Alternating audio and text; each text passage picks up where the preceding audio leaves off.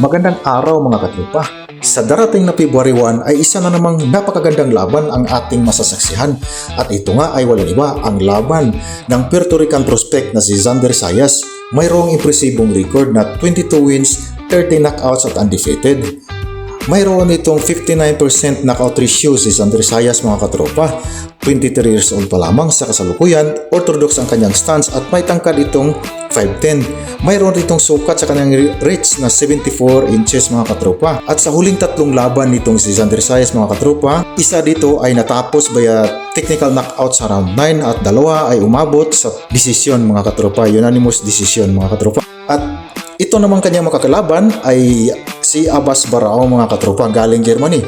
Mayroong impresibong record na 17 wins, 9 of those wins coming by way of knockout, isang talo lamang mga katropa.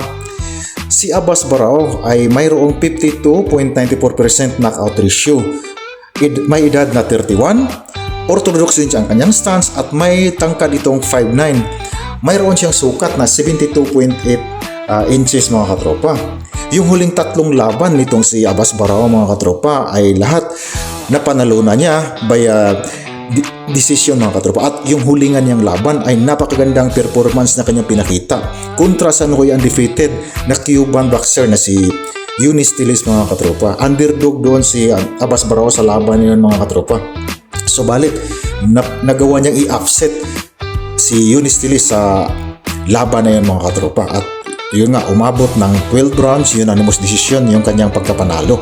Mga katropa, sa ating pagbi-breakdown dito sa kanilang dalawa mga katropa, no, yung advantage ng dalawa ay ating tatalakayin. Unahin natin yung itong mas bata na Puerto Rican prospect mga katropa. May tangkad itong 5'10" mga katropa, no. Pagdating sa pagbi-breakdown natin, tatlong key major factor yung ating tatalakayin mga katropa. At unahin nga natin dito yung kanilang power.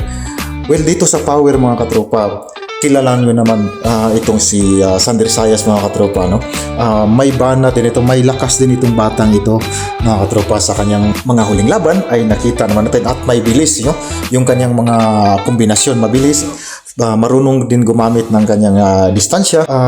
Pagdating naman sa comparison natin sa kanilang dalawa mga katropa, palagay ko 50-50 lang mga katropa dahil kahit hindi masyadong mataas yung knockout ratio nitong kanyang makakalaban na si Abbas Barao mga katropa, mayroon lang siyang 52.94%. Subalit nakikita naman natin na nag-evolve na din itong fighter na ito, si Abbas Barao galing Germany mga katropa, no? Sa katunayan, pinatunayan niya galing sa impresibong panalo kontra sa noy undefeated na si Eunice Tillis mga katropa, yung galing sa Cuba mga katropa, no? Pagdating sa power, 50-50 lang sa palagay ko dito mga katropa, no?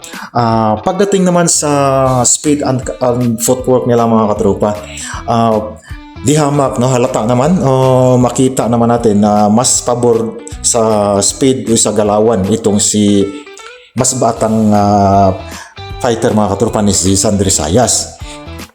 Ilalagay natin yung kalamangan sa kanya dito sa laban na ito mga katropa. Subalit pagdating naman sa yung kanilang diskarte kung paano sila lumalaban, magawa yung malaking tanong dito mga katropa, masustain kaya ni Xander Zayas yung ma-maintain kaya niya yung tamang distansya sa ipapakitang pressure. Alam naman natin, no, sa huling laban ni Abbas Barao kontra kay Eunice Tillis, napaka galing, napaka tama yung diskarte niya, paano siya nagpe-pressure, ano? Habang tumatagal yung laban mga katropa ay nabi-breakdown talaga niya yung kanyang kalaban, no? Pero isipin natin mga katropa, ano? Napakagaling ni Eunice Tillis. Subalit unti-unti niya talagang nagigiba yung galawan ni Eunice Tillis sa laban na yan mga katropa.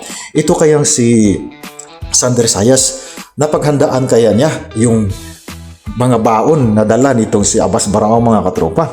At idagdag pa natin na masyadong bata pa yung edad nitong si Xander Zayas kumpara dito sa mas matured na si Abbas Barao na 31 years old.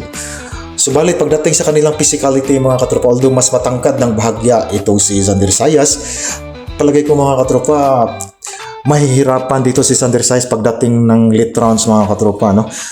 Palagay ko posible talaga din, malaki din yung posibilidad na magiging upset yung laban na ito. Yun kung hindi ma-maintain ni Sander Sayas yung kanyang game plan, no? Yung game plan niya dito, i-maintain lang talaga niya yung tamang distance, kasi alam naman natin, siguro naman pinag-aralan din nila yung huling laban itong si Abbas Barao. Magaling talaga mag-cut ng distansya ito mga katropa. 12 rounds yung schedule ng 10 laban mga katropa. Sa 12 rounds na schedule na yan, ma-maintain kaya ni Sander Sayas yung kanyang game plan, o baka mapasok siya ni Abbas Barao at katulad sa ginawa ni Abbas Barao sa kanyang huling laban, no? At alam naman natin, pag bumato ito ng mga kombinasyon si Abbas Barao ay hindi pa isa-isa mga katropa, lalo na pag na-corner niya yung kanyang kalaban.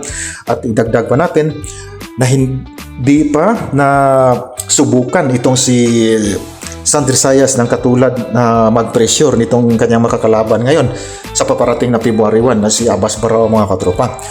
So, pagdating sa endurance at durability, dito ko ipapabor sa kanyang makakalaban na si Abbas Barao mga katropa. Sa kadahilan ng mas complex na ang pangangatawan na ito, yun nga, nasa ano na siya, 31 years old, na pasok na sa prime age bilang isang atleta mga katropa, no? Samantalang itong si Sander Sayas ay bata pa, nasa 23 years old pa lamang.